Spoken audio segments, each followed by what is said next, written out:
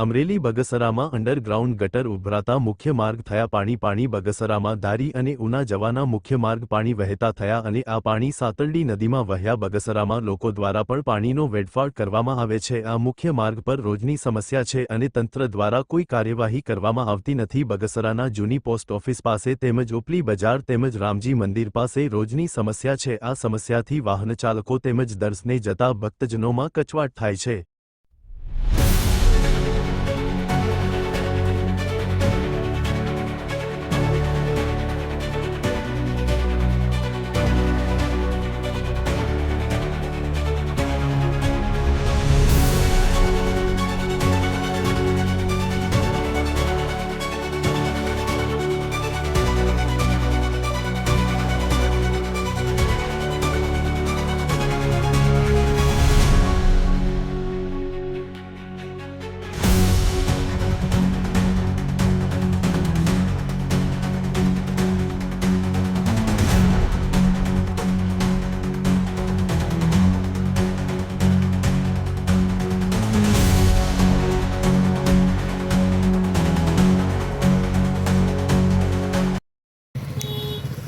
મારું નામ પ્રવીણભાઈ રામજીભાઈ જોગેલ બગસરાથી બોલું છું। હાલની સ્થિતિમાં એવું છે કે બગસરામાં આવેલી પવિત્ર સાતરડી નદી કે જે પવિત્ર નદી છે, નદીની સાથે રોડ છે,